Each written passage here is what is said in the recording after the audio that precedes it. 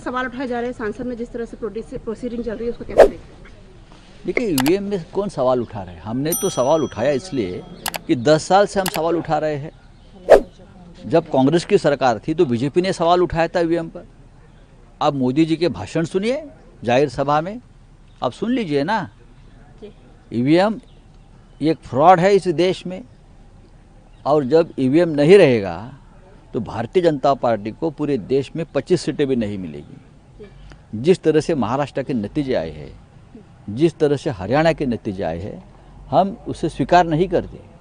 Ballot paper पर चुनाव लीजिए और हम जो चुनाव का नतीजा आएगा मान्य करेंगे। सर, इस मुद्दे को आप संसद में उठाएंगे? देखिए, जिस सदन में, जिस संसद में लीडर ऑफ अपोजिशन का माइक बंद कर दिया जाता है, भ्रष्टाचार का मुद्दा उठाते हैं इसलिए, वहाँ हमें क्या न्याय मिलेगा? सुप्रीम कोर्ट हमें न्याय नहीं दे रहा है तो संसद क्या न्याय देगी? देखिए, उनको भारी बहुमत मिला है।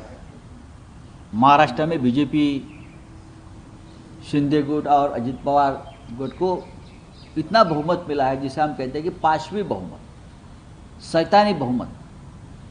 फिर भी 6-7 दिन हो गए, मुख्यमंत्री या सरकार नहीं बन पा रही है। उसका मतलब क्या हम समझ सकते हैं? दर दिन एक नई खबर आ रही है। कोई बोलता है उसका मुख्यमंत्री होगा, कोई बोलता है उसका मुख्यमंत्री होगा। 26 तारीख को राज्य के विधानसभा की मुदत खत्म हो गई। हमें कहा गया था, जब हमें सरकार बनाने का हमें एक आशा लग रही थी, तो हमें कहा गया था 26 के बाद अगर सरकार नहीं बनी तो महाराष्ट्र में राष्ट्रपति शासन लगाया जाएगा। क्या? तो अभी लगाइए राष्ट्रपति शासन। सरकार नहीं बन रही है, सरकार नहीं बन रही है, पूरा कंफ्यूजन है, तो अभी राष्ट्रपति शासन क्यों नहीं लगाते आप? हमको धमकाया जा रहा था ना राष्ट्रपति शासन लगेगा।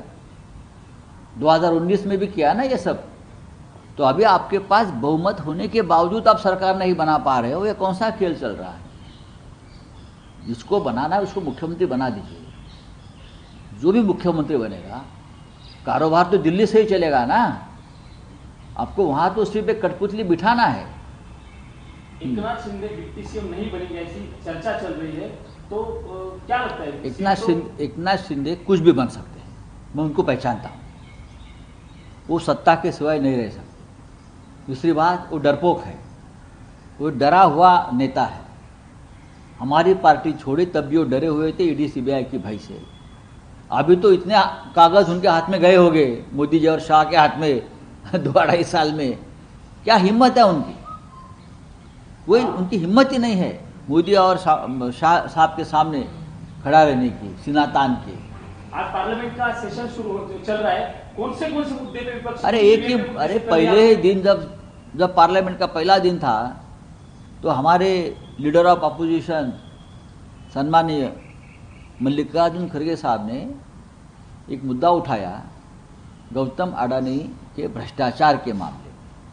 जिस तरह से अमेरिका हो, फ्रांस हो और भी देशों में मोदी जी के मित्र अडानी के खिलाफ एक्शन शुरू हो गई है, कार्रवाई शुरू हो गई, तो हमारा अधिकार बनता है। ये हिंदुस्तान की लूट अडानी के नाम पर चल रही है, तो खड़गे साहब ने प्रश्न उठाया तो उनका माइक बंद कर दिया। लीडर ऑफ अपोजिशन का कौन सा लोकतंत्र इस देश में है? राहुल जी को बोलने नहीं देते। लीडर ऑफ अपोजिशन है भाई, आप संविधान दिन साजरा करते हो ना, वो ये संविधान ने अधिकार दिया है हमारे लीडर ऑफ अपोजिशन को बात रखने का जनता की तरफ से, आप उनका माइक बंद करते हो।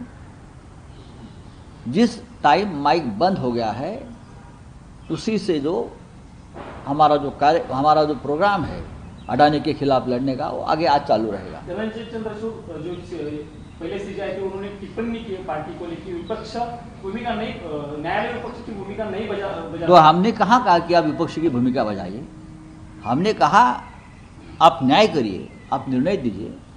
तो उसका मतलब है आप सत्ताधारी पार्टी की भूमिका में हो क्या? नहीं ना। हमने इतना ही कहा था कि हमें न्याय चाहिए। हम आपके न्यायालय में न्याय मांगने के लिए आए थे और हमें कुछ नहीं चाहिए था। 3 साल तक एक गैर कानूनी असंवैधानिक सरकार महाराष्ट्र में चल रही है और उसको सुप्रीम कोर्ट का प्रोटेक्शन था। तारीख पर तारीख आप देते रहे थे। आप कौन सा न्याय की बात करते हो, संविधान की बात करते हो?